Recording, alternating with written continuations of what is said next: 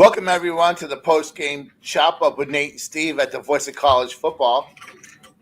Steve, 0-3 for the first time since 1976. I never thought I would see the time where FSU was this bad. They go to Winston-Salem, 6 turnovers. They lose 35-14 to Wake Forest. They're now 0-3. So what are your first thoughts? You know, the game just ended within 3 minutes ago. What are you thinking right now?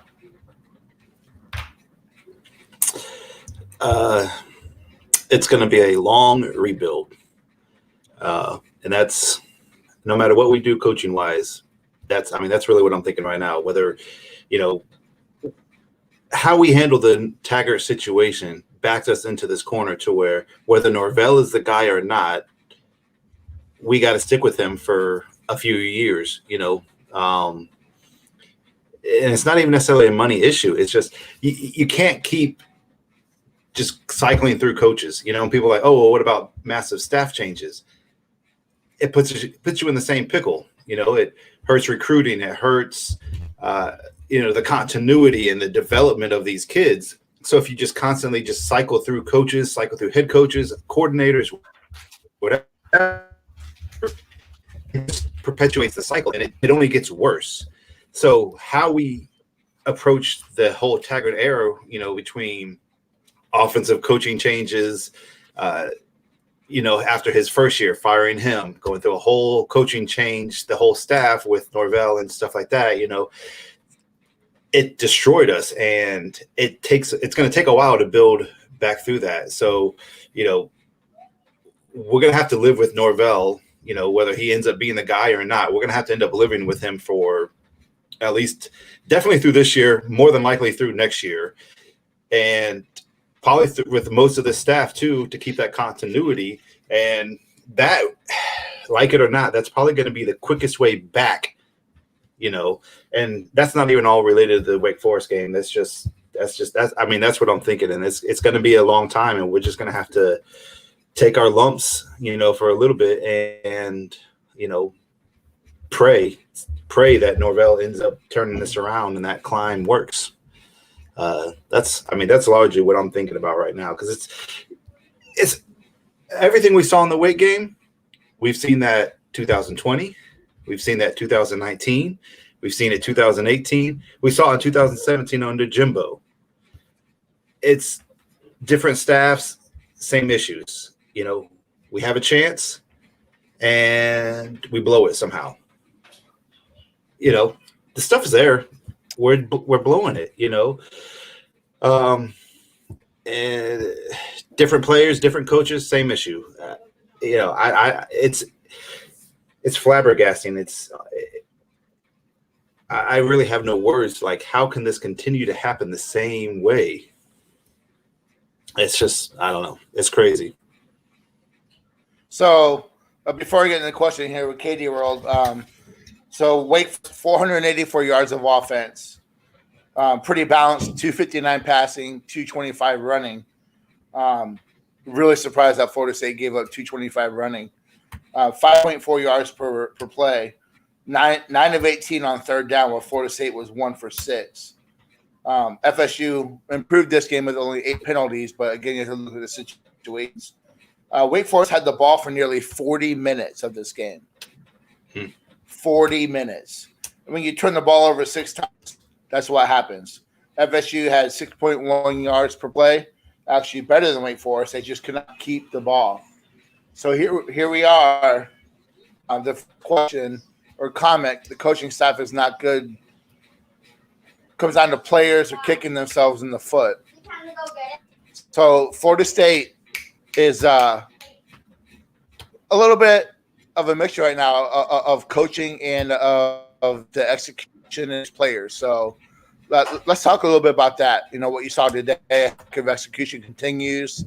I really think it's the least football smart teams in the country for both situational and understanding what they're supposed to be doing. I find it hard to believe that this coaching staff is awful, but I'm going to give my topics on that here in a little bit. But this is not a smart team, Steve. No, and it hasn't been for years. As far as shooting ourselves in the foot, I mean, that opening sequence was so devastating for the mindset of this team. We just come off the Jacksonville State where we, give up that last play, and we have been needing like a program defining win, and really not even just one win. We've been needing something to where like it's something that we build. Okay, we get a good win and then build on that. Yeah, we had the North Carolina win, but what happened? We get blown out the next 2 weeks in ridiculous fashion. And it's like we just need something. So how the mental approach, I don't know if it's the mental approach or what's going on, but the mentality of this team is so fragile, and it has been for years. So when you already have all that going on and then you get an interception, bam, perfect, great. All right, let's go. We're back. Not that anybody said we're back. I certainly didn't say that, but I'm like, okay, we got something. Mm-hmm. And then 2 plays later, huge run for Corbin. And then he fumbles it. What the heck? That is devastating. But that's not the end of it. 2 plays later, Jones gets burnt for a 49-yard touchdown. And the devastation that causes to a team that's already mentally fragile, like if that happened to like an Alabama or even like a Florida or something like that, teams that are used to winning, all right, no problem, let's go back. But to a team that's used to winning and seeing like dumb stuff happen every time, and you see that happen, it's just devastating. It's awful, and we never really recovered from that. We made some plays here and there, but mentally we just never recovered from that. And that's, to me, that's a large reason why we made so many mistakes after that. It's just we're pressing, and we just have no confidence. And yeah, it's very hard to watch over and over. It's like if anybody's seen that movie Groundhog Day, I swear we're in movie Groundhog Day. It's just over and over and over again, same crap. New coaches, new players, same crap. Mm-hmm. So Nick has are the coaches overthinking it? Are they making it harder than what it is? No, I think that I think when you look at it, my belief on it, or my opinion, in that I don't think that they're overthinking it. I think that they are at talent disadvantage or a depth disadvantage, and I think they're trying a bunch of things. And in that aspect, maybe they are overthinking it a little bit by trying, not sticking with something that works. And you look at Deshaun Ward, who was running really well today, and they kept rotating. Why do you rotate quarterbacks every other series to start the game? So in that aspect, I question where they're coming from with that, because I think you have to have continuity with the quarterback and all that kind of stuff. But it's a combination of, I think, a couple of coaches who shouldn't be there, and just a team that is still very young, a team that has to have a lot of success in order to stay in the game. So this is still immature. Like I said, I don't think it's a smart team. I don't think this is a team that really gets the game of football in terms of knowing their role. What do you think, Steve? With Dillingham, I definitely think he's an incredibly smart guy, and he knows football and he knows situations, but I think he gets caught up in the moment way too much, and caught up in maybe it's the pressure, of things going wrong and stuff like that. And, I think he starts to overthink things and starts trying to press too much and be like, okay, well, that one play didn't work, so let me try to do something else. Or, okay, and he starts panicking. It's almost like he's panicking, and it comes through in his play call, that 4th and 1, like where you try to run Mackenzie Milton off the edge. Like, are you kidding me? And Mhm. I made the comment. I'm sitting there looking at. They're showing Norvell before the play, and he hears the play call. He's got the thing on. He's not saying anything. He gets his playbook out, looks at it, and it's like he thought to himself, what the heck is that he just called? And maybe you can say, oh, well, why didn't he just stop the game or something like that? But, at some point you've hired these guys to do this. You got to run with it, Mhm. and you got to let them do their job, sink or swim, I hope that he saw that play and he thought right there, like, okay, that's the last straw. This is the last game I'm taking over, but I definitely think Norvell is, or not Norvell, but Dillingham on the offensive side is definitely overthinking things. I think Fuller, I don't know. I don't have a problem with his game plan with, any of the three games, his prep leading up to it and the game plan, Notre Dame. Okay, let's take away the running game. We did a great job at it. Cone has an amazing night, and he's played crap the last 2 weeks, I believe, and Notre Dame's played close. But that's the correct game plan for that game. You take away what they do well, force this average quarterback to beat you. Unfortunately, he did. Jacksonville State, the game plan was fine. We had a few mistakes, and same here. Here in this game, like, okay, what does Wake Forest do well? They run that slow mesh, and they wait for you to lose your run fit. And as soon as you lose your run fit or you get out of a lane, they hit that lane and they're gone, and so people are like, oh, well, we just need to go. I know you commented on that, but it's like, as soon as you get out of the run fit, the running backs are off to the races, and they just do that slow. And so I don't have a problem with the game plan, but what you need is your defensive linemen to dominate and push back. You need them to push it back to where it creates a new line of scrimmage way in the back. I don't think we were doing that good enough. We did it well at times, and they didn't kill us running the ball, but all of a sudden then as soon as we start blitzing at times, then, as soon as we blitz, they would run those slants right where their linebacker just blitzed from, so I don't have a problem with his game plan. I personally would have mixed the blitzes up a little bit better, try to mix it up a little bit better, but they are a well-coached team, and at some point your players have to make a play. And we actually did. We had the fumble, we had the interception, and we had some stops. We get a third down stop, roughing the kicker, which I don't agree with the call. It should have been running into, still should have been fourth down and force a punt. They go down and get the kick or the touchdown after that.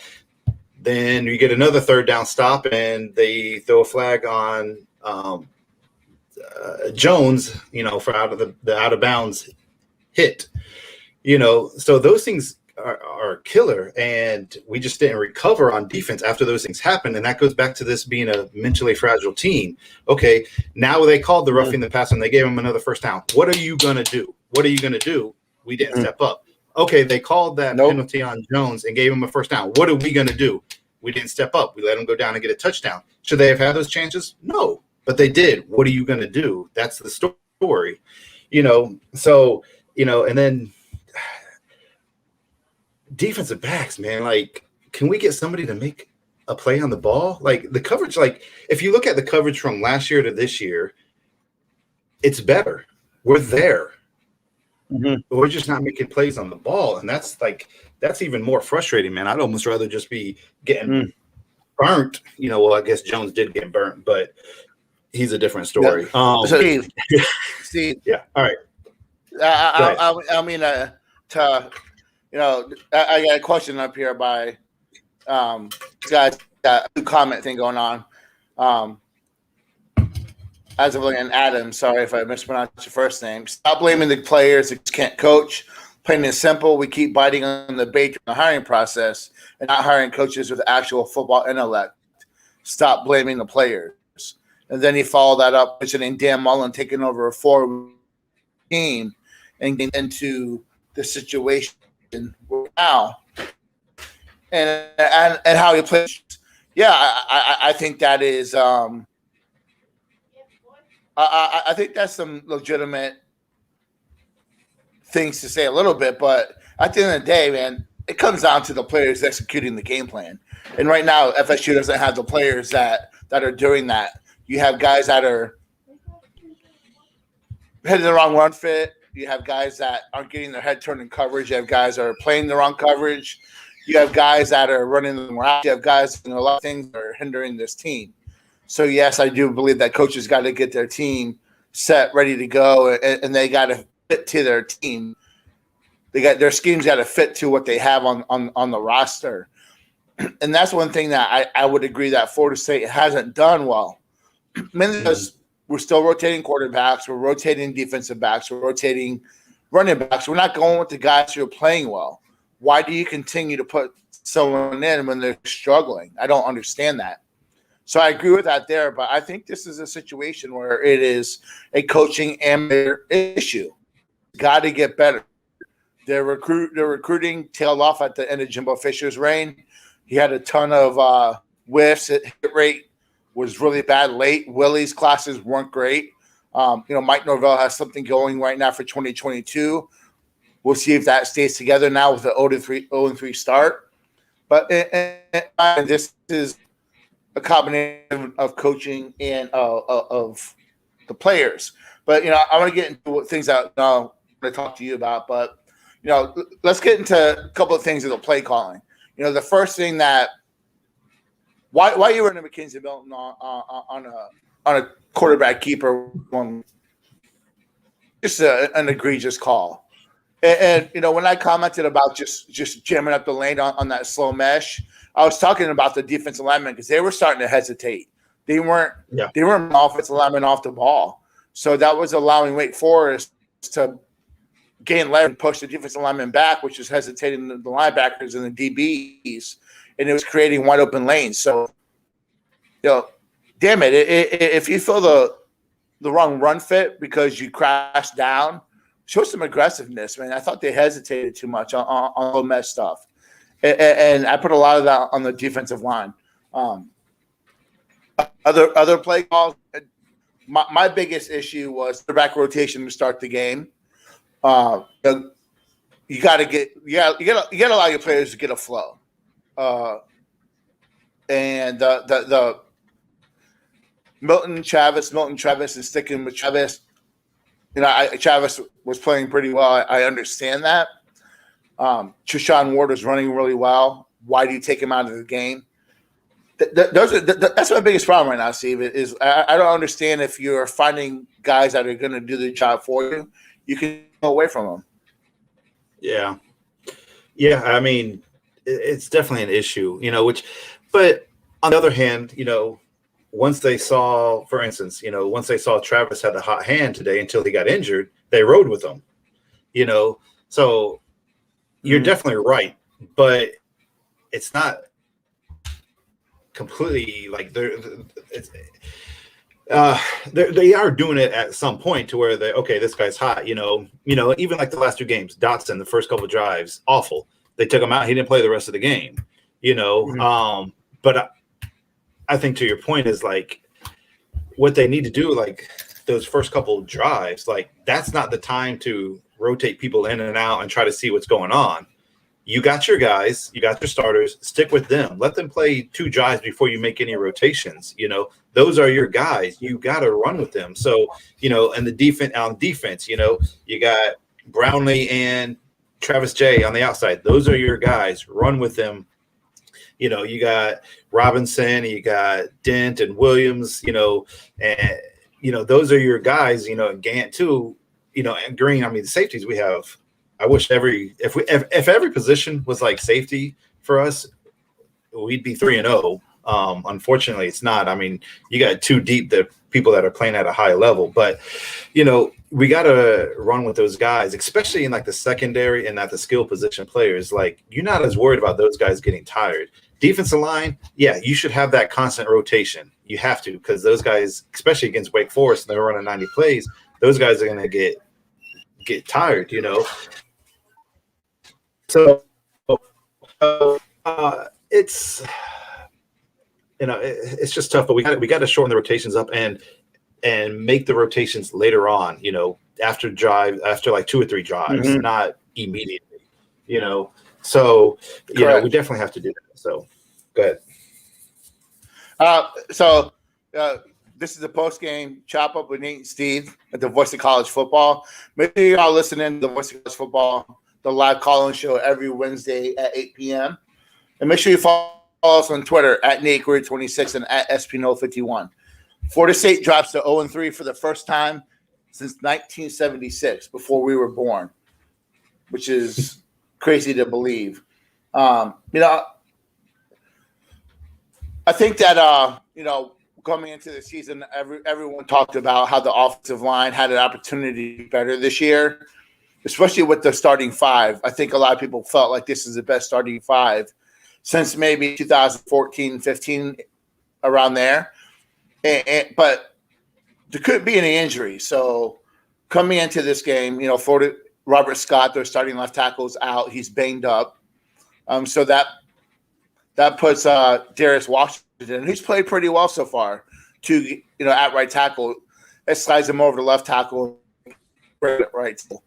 And then you saw Bavion Johnson got banged up, and he came in the next series with Darius Washington as the third string center, which kind of that intrigued me a little bit, thinking kind of back when Kim Murray made that switch. But I think that affected especially the pass protection. Brady Scott has done a lot for this team in terms of playing guard, tackle, playing along the offensive line. But, I saw a little bit of a drop off compared to what we've seen pre-injury. Mm-hmm. Yeah. I don't even want to spend a lot of time on the offensive line, Steve. I want to talk about DBs. So Florida State's got talent at defensive back, but they're not getting production. I don't understand. I don't understand. Them being poorly coached. What's a good coach? So just that, they're not there mentally. Are there injuries that they've had? Has it hindered? They're not what they used to be. But I do think that they're playing some guys outside of position. I haven't and wasn't sold on Brown outside corner. I think he's a better in this. I think you and I disagree on that. I would like to see Demore Tate put it together and get an opportunity to come off the practice squad. Got to see what you have there. Maybe it's time to let the freshmen play and see what they're going to bring. Maybe you look at Kevin Knowles at corner, Hunter Washington, Marion Cooper, three guys who had really good camps. What's going on now is not working. I agree. Safe pretty locked in. I like what I see at safety. Do you make Bernard Green back? Put him back to? I don't know, but the rotation and the play that's going on at DB is just atrocious, and the coaches aren't punishing their players for making bad plays. Yeah, I don't disagree with you regarding Brown. I definitely think he's better in the slot than he is on the outside. Unfortunately, we just have shown nobody else can play on the outside better than he can, whereas we have some other people that can play in the slot, like Robinson and Knowles. So, and as a matter of we need him to. He's not great outside, but he's better than Jones and he's better than Dotson. So, what are your other options? Tate, we'll see, but we didn't hear anything out of camp about him. So, right. As far as the young guys, see that here's one of the things is especially at defensive back and, even at linebacker, some too, the more you play those young guys, because confidence is such a huge issue at those positions. If you lose confidence at defensive back and at safety and you start hesitating, you're toast, you're burnt. So when you play guys too early, even if they're talented but they're not quite ready, you have the chance to lose them for 4 years. Lose their confidence. It's hard to get that confidence back. We see that with I think that's part of the issues with Dent, playing too early, and especially last year playing with the injury and stuff like that. he could never regain his confidence. He's got it. It seems like to me, he's got it back now at safety, which is great, but, and that's across the entire line. I know people all this time, just let the young guys play and get better. It doesn't always work that way, unfortunately. Offensive line, you play offensive lineman too early, and it causes injuries, and then they get injured, and then they don't develop because they're injured and they're on the sideline instead of being able to play and and get practice time and stuff like that. I think that's some of the issues with Lucas. He's suffered a bunch of issues. He's gone now. Washington, I think that's why he hasn't developed quite as much as we would hope. Even like Maurice Smith and stuff like that, he's dealing with injuries and stuff like that now.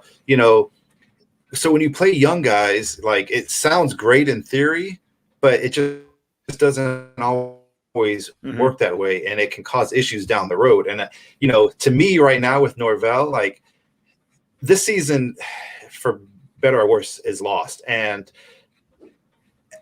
no matter what he does, like, it's not going to make a huge issue, or a huge difference. Playing the young guys, okay, we're still going to end up with a losing record. That's how it is. And so don't play those young guys unless they're ready, because it doesn't necessarily make them better to play them early, is what I'm saying. So slow play them. If they're ready, play them. Absolutely play them, which we've seen Norvell has no problem doing, playing young guys. But if they're not ready, let them sit. Let the other young guys, let the old guys continue to take their lumps, and then once the young guys are ready, play them. Obviously Hunter's going to be ready next year. He'd be our best defensive player right now, but I think I just saw Staples say this. The bottom line is we have to keep this recruiting class intact. This 2022 class, that's our number one priority for anything. But absolutely, like, we have to.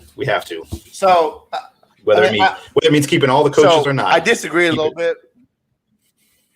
Yep, I disagree with you a little bit on freshmen not being ready.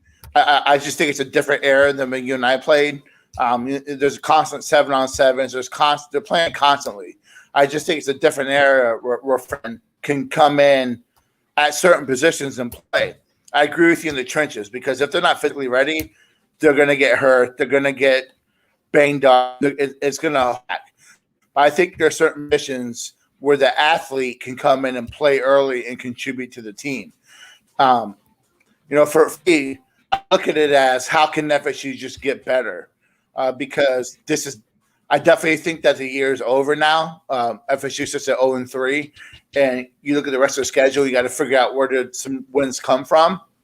So I'm ready to go on full youth movement. Show that this 2022 class that you're going to play young kids. Also, have some accountability for these guys for their play. Have some accountability for the knucklehead penalties. I know that the personal foul on Jones was a little ridiculous, but it's a sense of the call. He had on the going out. They were going to call whether he pushed them into the wall or whether he tackled them out of bounds. They were going to call that. One, it's the ACC and the rest are horrible. Two, that's just what they were going to do. For me, I just want to see some new blood, some guys that maybe aren't mentally done, to see how that impacts the team. So that's why I want to see the young guys play. Any follow up to that? Yeah, I mean, I don't disagree with you. I just, like, freshmen now are more ready to play than they were in the past, especially at different positions, stuff like that. I don't disagree with that. That's absolutely true. I'm just saying is that you can say that in general. I'm just saying you got to look at it as individuals, So yes, freshman defensive backs are more able to play, but does that necessarily mean that Hunter Washington is, or Marion Cooper is, Kevin Knowles is? Does that mean that those as individual guys are ready to play? So it doesn't break all the way down to each individual. So individually, if they're ready, and if confidence isn't an issue or anything like that, and they're not going to just get absolutely destroyed, and they're physically ready, absolutely play them. I got no problems with that, So, personally, I'd like to see, Cooper and Washington out there corner, and I'd like to see, some of those young guys maybe at defensive end, rushing the passer and stuff like that, which Johnson and even McClendon and Thompson, those guys haven't been issues. They've played good. They've played well, but it doesn't mean you can't get those guys. I told you McClendon was going to have a good year. You did. I said I wanted to see it. Was going to have a good year. But remember, what did I say last year? That who was our best defensive end last year? Who did I say? I said McClendon was our best defensive end last year. I said he was just as good as Robinson or better. Yeah. So, but play Burrell at receiver, something. I know it doesn't matter if you don't have a quarterback that can pass it to him, but there's a couple questions. There's a lot of debate going on in the chat right now about whether it's the players, whether it's the coaches. Is it a lack of ability? Yes to all of it, I think is the best way to summarize that. It's just an encompassing situation where everything needs to be addressed, which leads into my next question. Real quick, Damari hasn't played because he's coming off an injury in spring, and he's working back into it. From what I understand, moved off the practice squad and traveled this week. So there's some thought that he may be able to move into the rotation here within the next 1 or 2 weeks. So if he can put it together, I thought he was the best corner coming out in his class.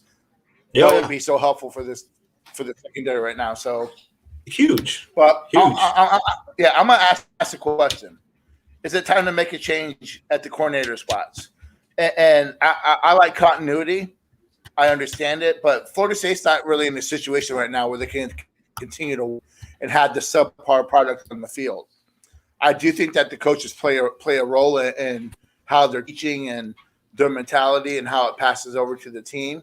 I don't like Dillingham's play calling. A lot of that is just head scratching. But for me, you and I are the opposite end spectrum. You would like to see Dilly go first and think that Fuller needs a little bit more of time. I think it's time for Fuller to move on. And we talked about on the game. Excuse me. I'm sorry. We talked about on the No Game Day podcast, either Spear, about that Randy Shannon coming in was a little bit of a twofold. One, getting a guy who could help in the Miami area, but also having maybe a little bit of a backup plan if things go sideways with Fuller, because last year was just a complete disaster. And we're not seeing anything better this year, Steve. We haven't seen we have better players on the roster than last year in terms of production, but it seems like they're getting worse. And my personal opinion, and we can discuss, is that it's time for Fuller to go. I would not be opposed to making a switch at defense coordinator. I'm not like, we have to keep Fuller or anything like that. I have seen some progression on defense. Our coverage overall is better. We're not making plays, and there's still some iffy coverage calls for certain. 3rd and 17, cover 1 route or cover 2, whatever it was. Those are some issues for sure. But we've seen some, and I personally think continuity, on the defensive side, especially after all the issues and changes and stuff like that, would serve us better. And I don't think Fuller in the end is going to be never. But to me, the biggest issue, and I don't have a problem with Dilly helping out with the game plan and prepping, and if he stays on as offensive coordinator just for continuity's sake. But it's time for Norvell to take back play calling. It is absolutely time. And to me, that's the biggest change. That's the biggest change I would make right now. No questions asked. Norvell, it's your turn. Or not your turn. It's your team. Take it over. Don't continue to let Dilly derail offensive series with different stuff. So that's a change, an easy change that doesn't even mess with continuity or anything like that, that can be made right now and not affect anything. That's probably the biggest change that we can see and expect, really, is for Norvell to take back the play calling. We have to see that. And it's not just the play calling, the prep, which I'm sure Norvell has had a hand in it. But as you see, he's letting Dilly hands off. letting him run this, and which at Memphis he didn't. It was Norvell's offense, So I think he wanted to come into Florida State and be like, okay, you got this. Like, I want to try to get the rest of the program, because the rest of the program is in shambles, and that's why he has to. We do need him to be a CEO role, overall, because there's so much organizational issues that we were dealing with post Taggart, and really not even just Taggart, post Jimbo. Like at the end of Jimbo's, there's so many organizational issues that were just like Norvell made a move that he had to make to be the CEO, and he gave up the play calling and said, Dillingham, it's yours. But it's been, you call it a disaster, maybe not a disaster, but it's been bad. And Norvell is going to have to take that over, like, to me. So, I'm not a big fan of Shannon, so I don't think firing Fuller and moving under Shannon make any difference. I just don't. So to me, it's lose by 6 or lose by a half dozen. If you make that change, to me, it doesn't make a difference. So, Yeah. So, I really just think that Fuller's defense is easy to scheme against. I know that last year was kind of null and void because of COVID and everything, but there's a lot of stuff on tape. There's stuff on tape from Marshall. There's stuff on tape as year 148, and now there's stuff on tape three games into 2021. And this defense is realistic. I think that it's very easy to scheme against. Like you said earlier, it was either they were holding the run fits and creating lanes, and if the linebackers were coming up, they were throwing easy slants. So I really think that that's where a coaching change and a change can come in and just shake things up and get a little direction. I'm not the biggest Randy Shannon fan either, but he's better than Fuller. I'm sorry. Nate, you do realize that Shannon's defense is 500 million times more simplistic than Fuller's is, right? Like, Shannon has the most simplistic defense. Yeah. Like, there is no game planning. He basically, and that's why you saw, like, at Miami, he dominated when he had the players. Dominated. But when he didn't have the players, they got torched. Torched because he doesn't adjust. Cover 2 man, boom, sit back, let's go. He got torched at UCF. Like,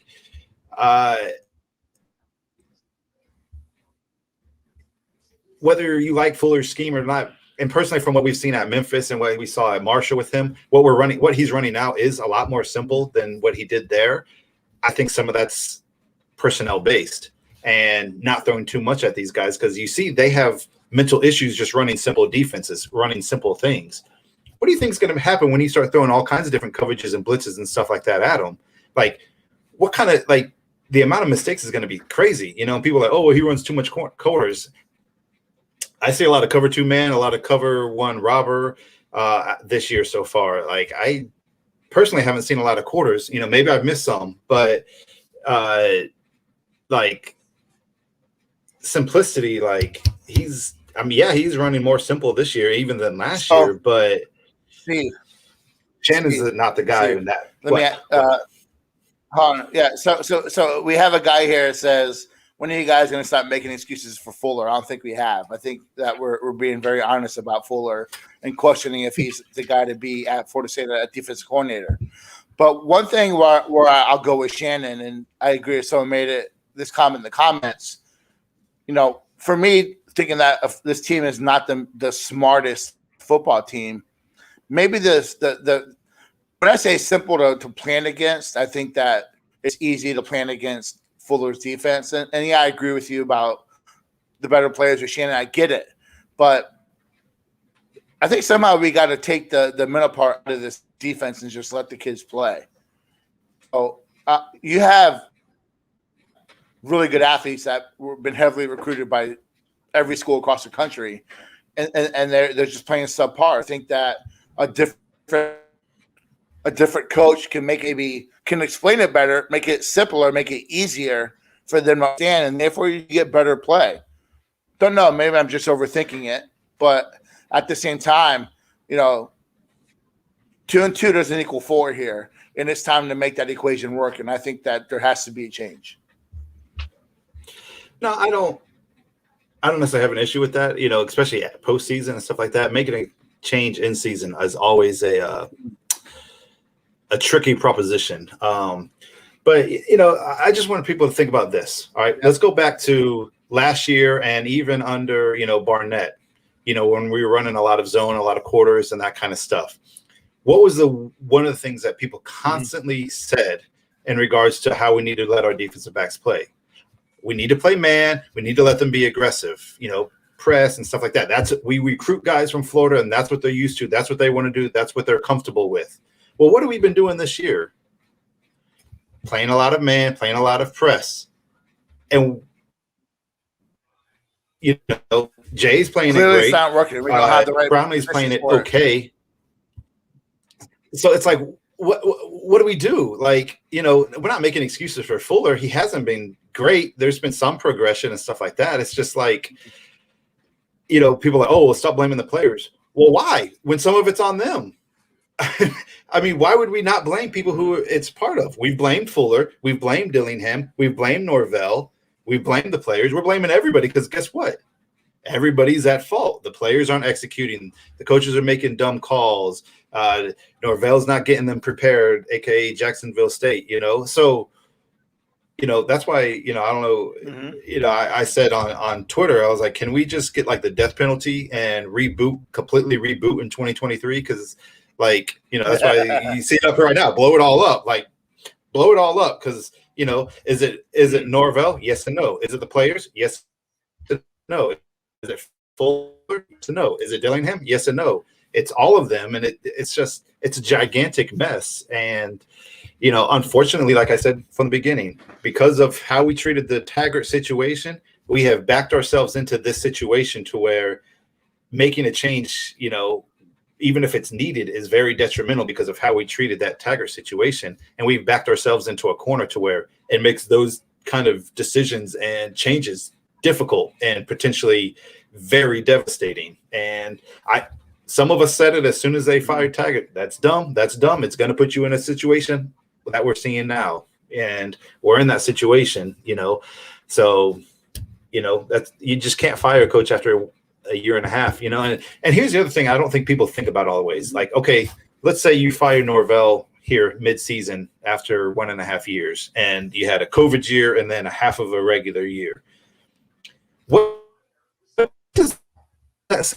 Coaches, when they look at it and say, all right, well, you had a national championship coach in Jimbo Fisher, and you didn't give him the facilities and stuff like that you wanted. You didn't treat him right. Because whether we liked it or not, that's the perception. And it's not completely untrue. So we didn't treat our national championship coach right after he won a national championship. Then we get another coach in after he's like, all right, I'm out of here. And after a year and a half, we know there's a huge mess prior to this coach because of Jimbo, and we fire him after a year and a half. We don't even give him a chance to clean it up. Then we bring in another coach, and after a year and a half, or after 2 years, or even after 3 years, let's not say 3. Let's say after this year, after a year and a half or after 2 years, you fire him and bring him in. What coach is going to want to come in here? Okay, you're not going to give me the stuff that I need to be successful, and you're going to give me time to clean up this gigantic mess. Who wants that job? So we have no choice. Norvell is it. He's here. Like it or not, he's here. We don't have a choice, and at this point, if we fire him, we're not getting anybody better or anybody worth their salt. We're not going to get some top coach. We're just not, because they're going to look at that like, are you kidding me? I don't think that Norvell is going to be fired. No. I think that I think we can talk about that right now. But I think there has to be some debate on the coordinators. And even if you make a coordinator change right now, you drop out, you move on Fuller, and Shannon is a 1-year thing. And one thing that we've talked about on the Unconquered Talk podcast that we do, what was Norvell's tree of coaches for how young his coaching career is pretty good. He's got a really good coaching tree. So his eye for talent has been not bad. So I don't necessarily think that he couldn't get a guy in here. I agree with the sentiment that, constant change, it's going to be hard to bring different and good people in here because they're not going to go somewhere where if they may get fired. I understand that. But so we can move on from this topic. Just to summarize, I just think it's time to make a change at DC, and it's time for Norvell to be the primary play caller. So, as we begin to wrap this up, let's look ahead. Florida State is 0-3, 9 games left. I think you and I had a 7-5 on the preseason podcast we did. We had a third. Are you ready to make a change for that? I am. Say that again. Sorry. Repeat that. We both had 7-5. We both had 7-5 for the record for FSU. Florida State sits 0-3 right now. Looking at the rest of the games they have left, are you ready to change your prediction and how things unfold? I just want to take the prediction down and not make any more for this year. Can we do that? You just erase that and then just say it's a blank slate. There's no prediction here. Because, even one of the things I said on the podcast, on the broadcast today, and I don't think it's completely wrong, and I'll probably get blasted for saying this, and it's kind of like the whole Jimbo, we were inches away,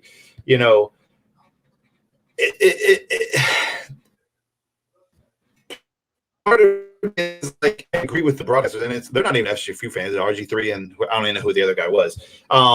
They made the comment that it's like it seems like FSU is just right there, but we keep making boneheaded mistakes that blow that chance, and it's like you keep waiting for them to just that one spark, boom, that's it.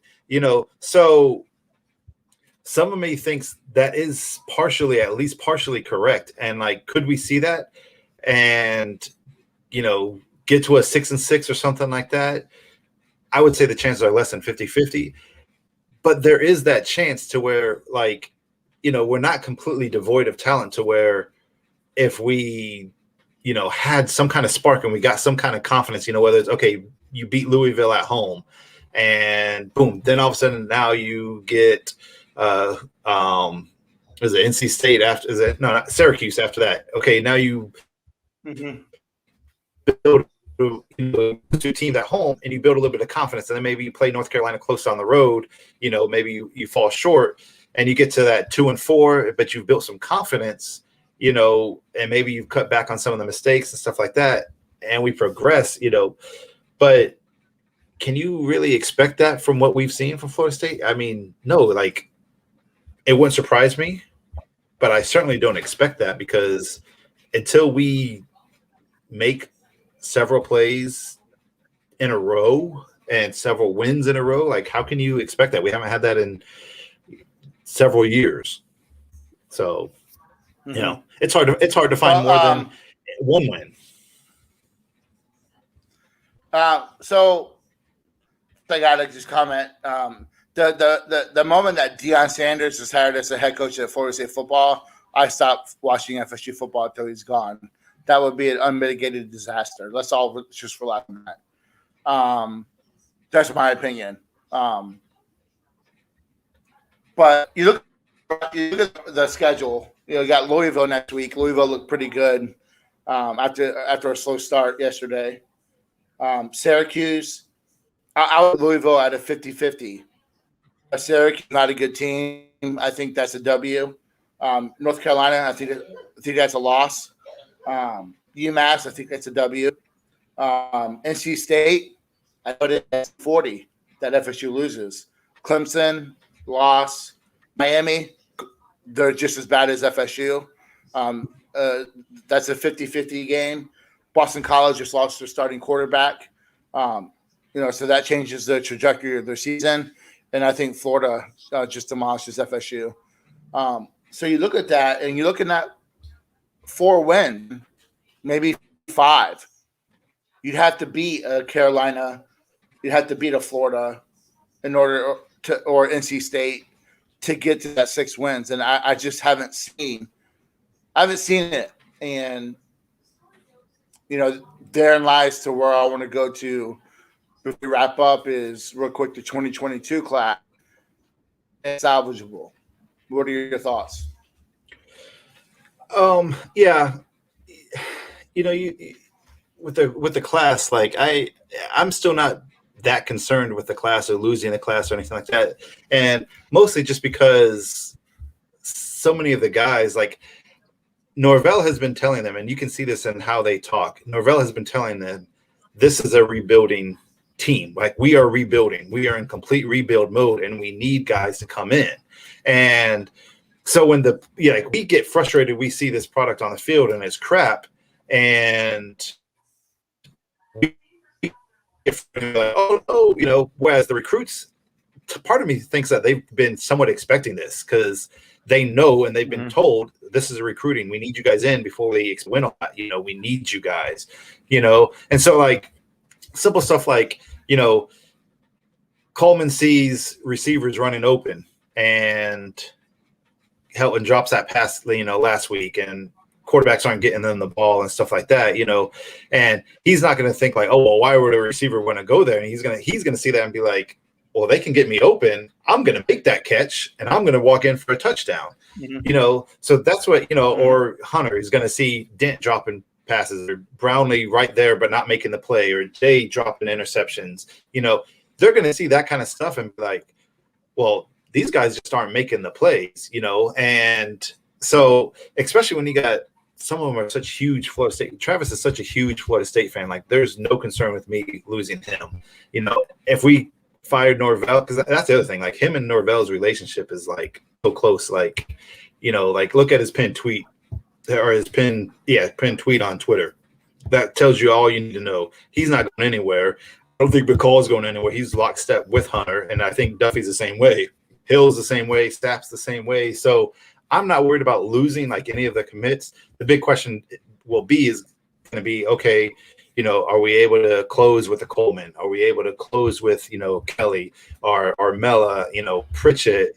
Are we able to, get Marvin Jones Jr.? I think Marvin Jones Jr. is in the class, especially looking at what his dad and stuff like that constantly says. And like, you can tell Norvell is feeding that line and stuff like that to them too. Like, I don't think this is as big of a surprise to them as it is to us, and as frustrating to them as it is to us, because they know it's a rebuild. So, I agree with a lot of what you said as we wrap this up here, finish it off. But recruits look at it differently than fans. They look at it as opportunity, and they're cocky and confident enough to be the ones that think they can be the change.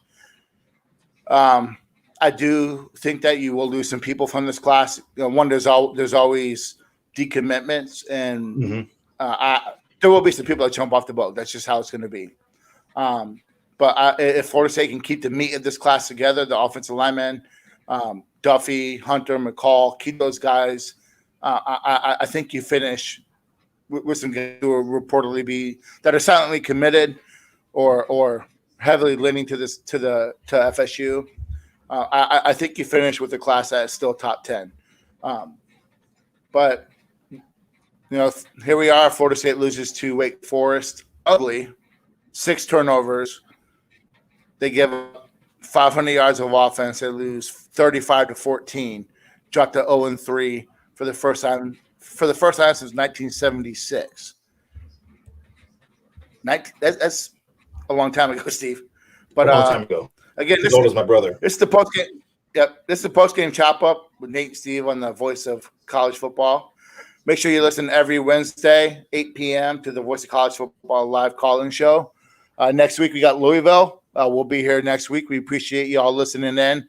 Make sure you hit the thumbs up if you're listening on YouTube. Give us a like and make sure you help us share our post game thoughts and our post game beliefs on the direction that FSU is heading. It's going to be a long road, but we'll see you next week. See you then. And as always, it's Go Knowles. Go Knowles.